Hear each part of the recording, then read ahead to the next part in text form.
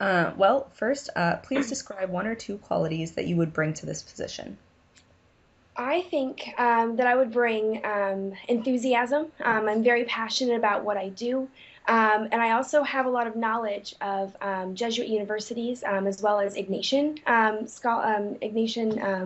residence halls. I currently work at a Jesuit university, Canisius College.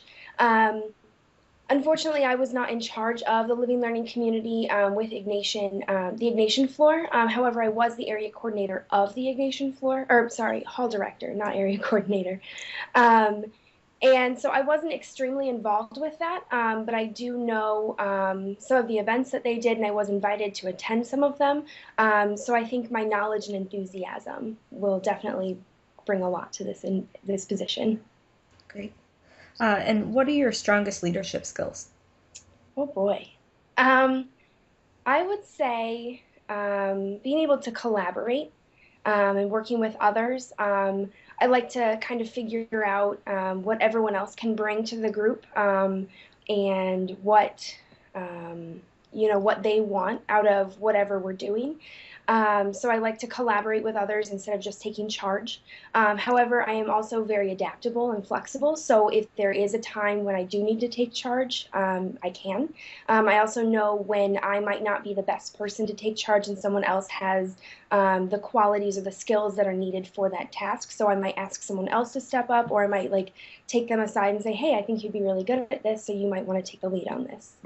Mm-hmm. Okay. And what approaches might your supervisor use while working with you that would bring out the best in you?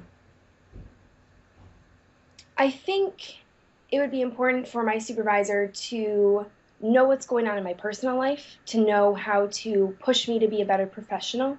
I strongly believe that in the office, not everything is just about the office. Unfortunately, sometimes we have personal things going on, and so I think it's important for the supervisor to understand the whole person and what's going on. And so that would definitely be most effective for me to have them understand where I'm coming from, what's happened to me in the past, and what they can do to support me in my personal life as well as my professional life. Thanks. Um, what was the most useful criticism that you've ever received? Oh boy. um, can I take a minute to think about this one? Yeah, absolutely. Take your time. I haven't been asked this question before, so it's something new. um, Off the top of my head, I can't think of the best criticism I've received, but I did receive some feedback recently, and so I'll use that because it's very relevant. Um, I can sometimes be slightly forgetful and I don't remember to prioritize things the way that they should. And so when something comes up, I might put something else on the back burner and I'll forget about that for a little bit. And so I've learned to constantly write post-it notes and write notes to myself and keep them all around my desk in my apartment so then that way I don't forget something that might have been important a week ago, but it's no longer as relevant. And so I've just learned to kind of prioritize things the right way rather than pushing something to the side just because one new thing comes up. Hmm. Okay. Uh, please describe the ways in which you've demonstrated to students that you're available to them. Do you mean like my RA staff or students in general? Does it matter? However you choose to define students. Okay. Um, so generally for my RA staff, they know that they can text me, call me if they need something. I do let them know, I have a personal life. I probably won't answer at 1 in the morning, but if it's an emergency, to call public safety or to call me if I am needed. And I've noticed that they seem very comfortable contacting me when they have a question, whether it's in person or by email or by text. I also know.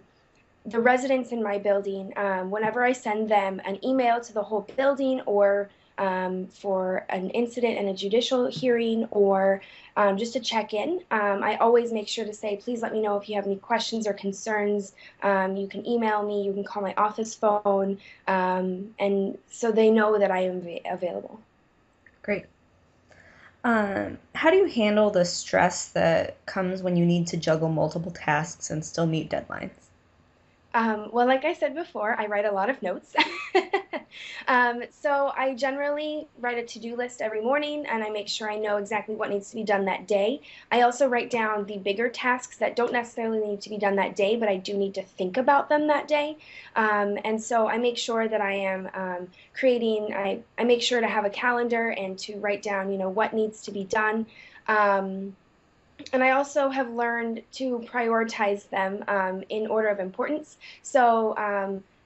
So there might be a judicial letter that needs to go out that day. So I make sure that that's one of the top things that I'm working on rather than something that can be done next week. Hmm. Okay. What are your long-term professional goals? Oh boy. I would say I want to be able to work with students. That's my ultimate goal. I want to be able to connect with them, to help them reach their goals. Um, I guess it wouldn't necessarily matter what I was doing as long as I was still continuously working with the students and making sure I get them what they need, since that is the reason that I wanted to go into this field. Um, I think my ultimate goal, though, would be to work with. I think this was mentioned in my top two areas of interest. I would like to work with sexual assault prevention and education on a college campus. So I would hope to either be a Title IX coordinator or to be some sort of director of a sexual assault and relationship abuse office or something like that. Mhm. Great. And lastly, what questions do you have for me? So I did have a question about the position. If you don't mind, I'm gonna pull up my notes. Is that okay? Okay. Mm. Perfect.